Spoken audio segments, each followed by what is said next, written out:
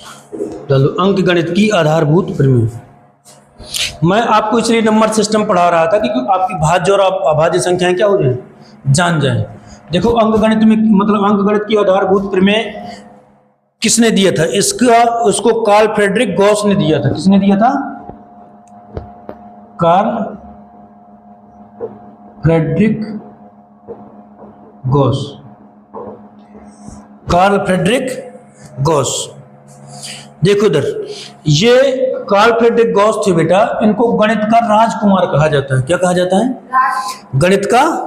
गणितज्ञों का राजकुमार कहा जाता है। कार्ल फ्रेडरिक गॉस को क्या कहा जाता है?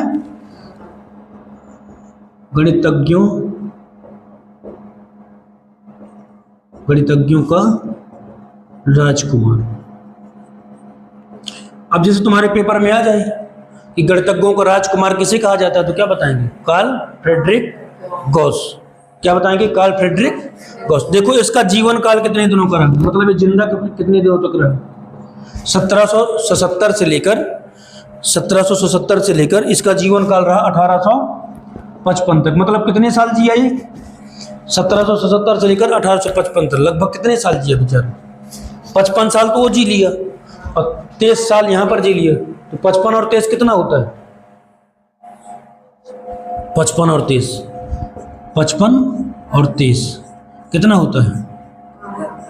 78 साल। मतलब लगभग ये 80 साल के समथिंग क्या हुई जी।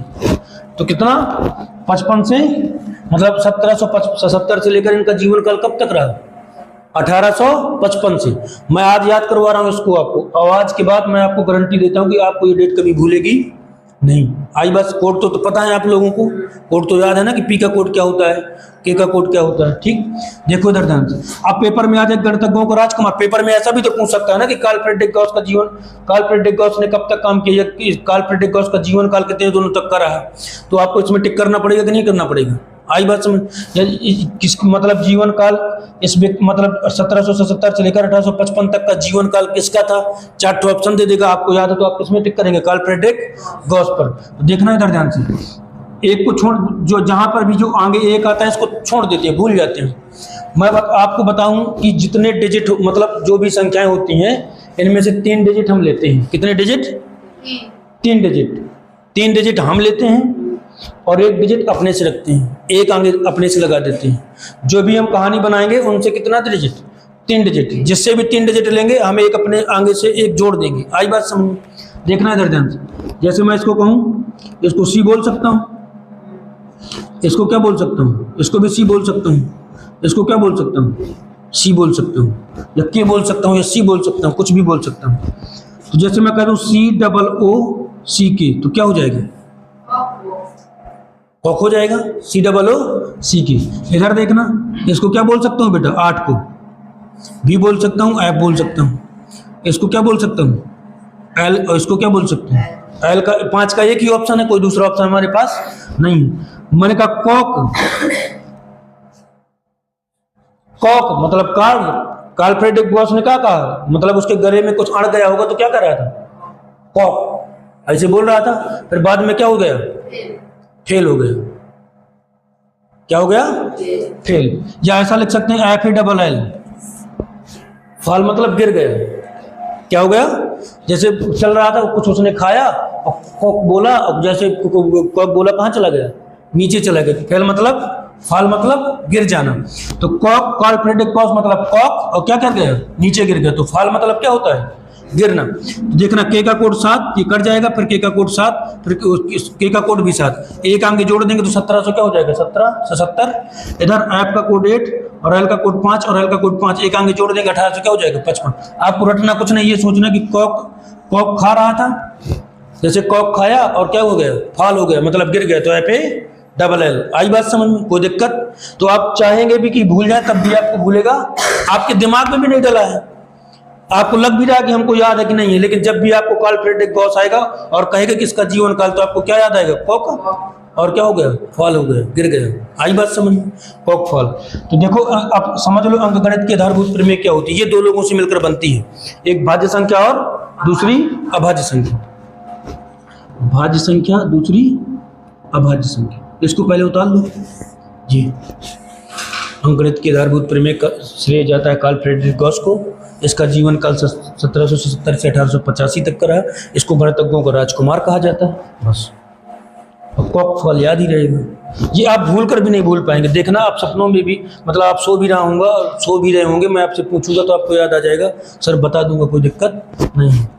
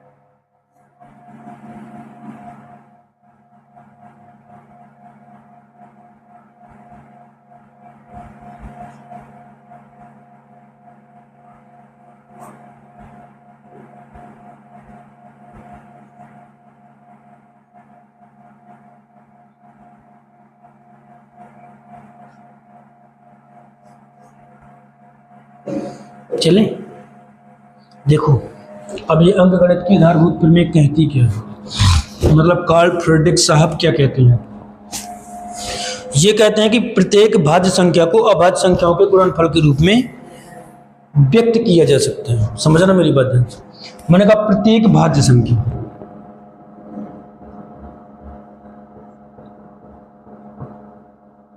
एक होगी भाज्य संख्या, एक हो गई अभाज्य संख्या।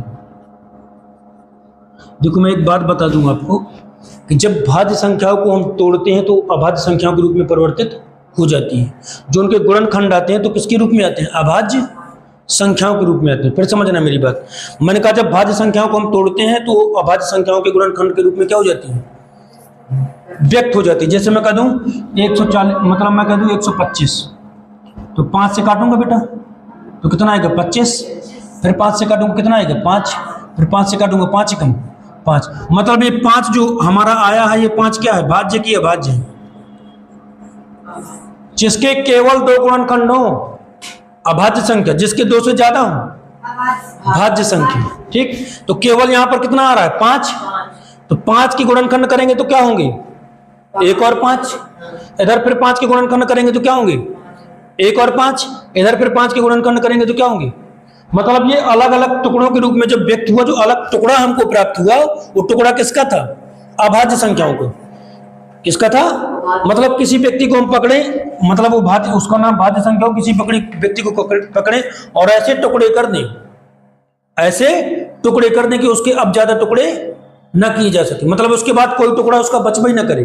तो जो टुकड़े हमको मिलेंगे अलग अलग, ये सारे टुकड़े क्या कहलाएंगे, जिससे हम टुकड़े कर रहे हैं। जैसे कुल्हाड़ी मार रहे कितनी बार, तो जो मारी जा रही है वो केवल क्या सिंगल पीस है, एक ही बार। तो चाहे आया जितनी बार हो, समझना कितनी बार है, एक ही बार। आई बात समझ। तो मैंने कहा कि प्रत्येक भाज्य संख्या को अभाज्य संख्याओं की, मतलब ये भाज्य संख्या थी, इसको अभाज्य संख्याओं के गुणनफल के रूप में क्या कर दिया, व्यक्त कर दिया। मतलब अभाज्य संख्याओं के गुणनफल के रूप में क्या किया जा सकता है, व्यक्त किया जा सकता है। तथा यह गुणनखंड अभाज्य गुणनखंडों के आने वाले क्रम के बिना क्या होते हैं, जो गुणनखंड ये हमारे पास आए हैं, ये अभाज्य गुणनखंडों के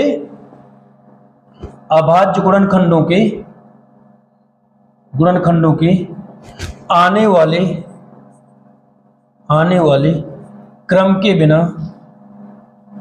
बिना क्या होते हैं, अद्वितीय होते हैं। उसका कहने का बेटा तात्पर्य यह है कि जब अभाज्य गुणनखंड नहीं आएंगे तो अपने आप में वो क्या कहलाएगा, अब वो विभाजित नहीं हो सकता। जैसे मैं 19 को उठा लूं, क्या 19 को आप तोड़ सकते हैं क्या, तो ये क्या हो जाएगा, अद्वितीय नहीं हो जाएगा। मतलब दूसरा कोई ऐसा व्यक्ति नहीं है जो 19 को काट सके एक के अलावा। मतलब 19 एक सिंगल ही पर्सन है इस पृथ्वी का, कोई दूसरा नहीं है। 19 को दो भागों में विभाजित आप नहीं कर सकते। जैसे मैं ले लूँ 17, तो 17 को आप दो भागों में काट सकते हैं क्या? लेकिन जैसे मैं ले लूँ जैसे मैं 6 ले लूँ बेटा, तो 6 को काट सकते हैं। ये कौन सी संख्या बन जाएगी, भाज्य। 2 से काटेंगे 2 तिहाई, 6 3 क्या हो जाएगी, 3 एकम 1 2 गुणे 3। मतलब ये दोनों क्या हो गई, अभाज्य संख्या हो गई।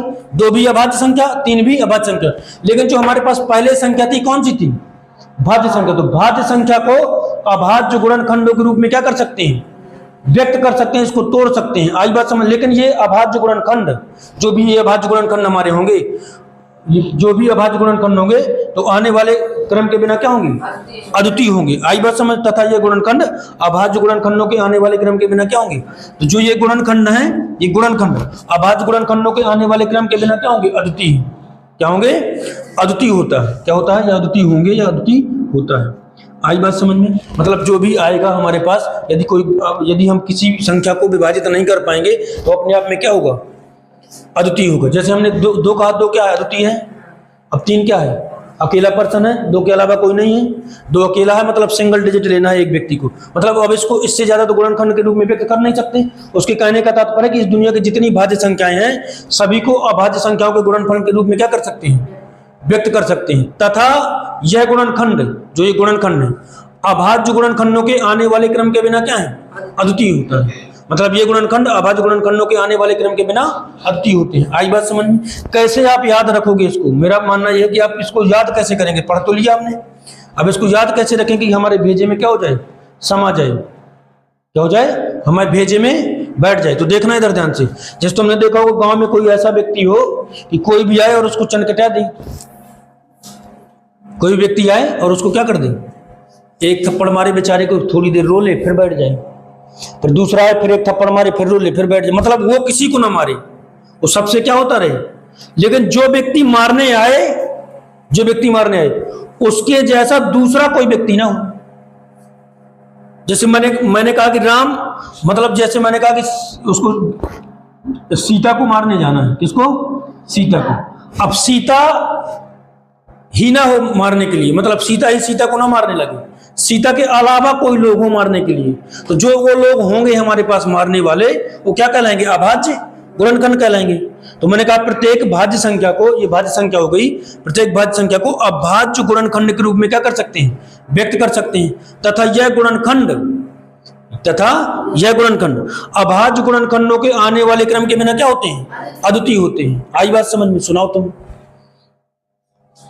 बनाओ, बोलो। प्रत्येक भाज्य संख्याओं को भाज्य संख्याओं के रूप में व्यक्त किया जा सकता है तथा यह गुणनखंड अभाज्य गुणनखंडों के आने वाले क्रम के बिना। बैठो, तुम बताओ सुन। प्रत्येक भाज्य संख्या को अभाज्य संख्याओं के गुणनफल के रूप में व्यक्त, रटना नहीं है, समझना है।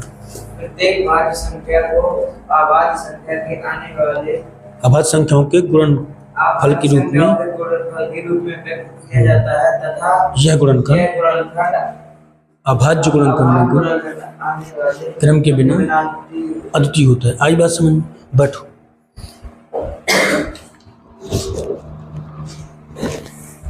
गुणनखंड को हम गुणनखंडन भी बोल सकते हैं या गुणनखंडों भी बोल सकते हैं। देखना फिर समझो। मैंने कहा प्रत्येक भाज्य संख्या को अभाज्य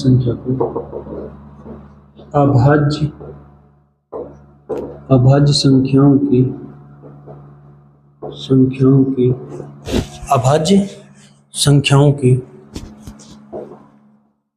गुणनफल के रूप में व्यक्त, गुणनफल को हम गुणनखंड भी लिख सकते हैं, ठीक, रूप में व्यक्त, इसको गुणन क्या लिख सकते हैं, गुणन खंडित भी लिख सकते हैं, गुणन खंडित। आप लिखें तो ठीक है, ना लिखें तो कोई दिक्कत नहीं। गुणनफल के रूप में व्यक्त किया जा सकता है,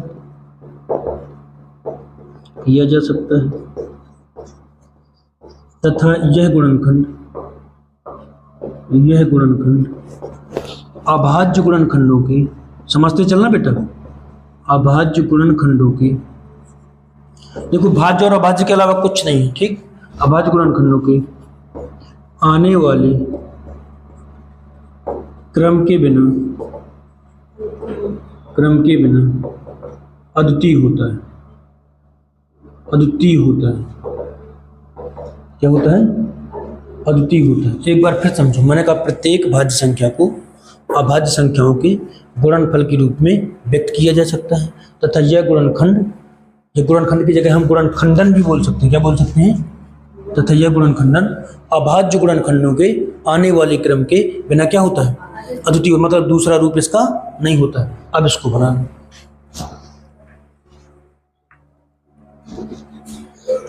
जैसे मैं समझा देता हूं आप। जैसे मैं किसी संख्या के गुणनखंड करूं तो गुणनखंड आते जाए 2 गुणे 3 गुणे 5 गुणे 7। तो ये जब सबका आपस में गुणा कर दूंगा, ये अभी सब अलग अलग अभाज्य संख्या हैं, लेकिन जब मैं गुणा कर दूंगा तो हमारे पास कौन सी संख्या बन जाएगी? भाज्य संख्या। तो कैसे गुणा करूंगा? 5 दूनी 10, 7 30 21, कितना हो जाएगा? 200। अभी ऐसे ऐसे तरीके बताऊंगा गुणा करने के आपको कि आप चिटकियों में गुणा कर लेंगे बड़ी बड़ी संख्याओं को गुणा सेकंडों में। बना लो इसको। देखो कोई चीज बनती भी हो उसको भी बार बार लिखो पेपर में। आप अभी यहाँ पर जितना अभ्यास करेंगे पेपर में उतना आनंद आपको लिखने में आएगा। लिख लो। ये ऐसा सवाल है, मतलब पिछले साल पेपर में आया हुआ है, पिछले साल के पेपर में क्या है आया हुआ है। भगवान को अब उसको उस एग्जामिनर को कुछ कह सोच नहीं सकते हैं, पता चले फिर यही पूछ ले उठा के। तो हम तो सारी चीजें कंप्लीट करके हुए चलेंगे ना।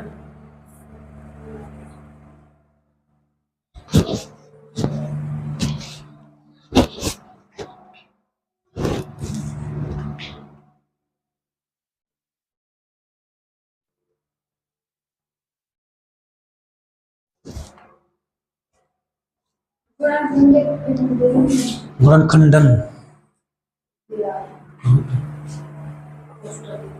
गुणनखंडित लिखा, गुणनखंडित याद रहे तो लिख देना, नहीं कोई दिक्कत वाली बात नहीं।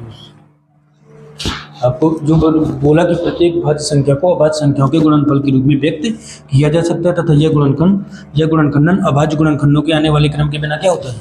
अद्वितीय होता है। मतलब ये भाज्य संख्या हो गई, इसको व्यक्त कर दिया किसमें? हमने अभाज्य गुणनखंडों के रूप में। कैसे गुणनखंड? जैसे बचपन में आपने गुणनखंड सीखे हैं ना, 210 के जैसे गुणनखंड करना। 2 से काटेंगे क्या आएगा? 2 कम 2 0 तो 5, 10 फिर 3 से काटेंगे 3 3 3 5 15, फिर 5 से काटेंगे 5 7 35, फिर 7 कम 7, हो गया काम। ठीक।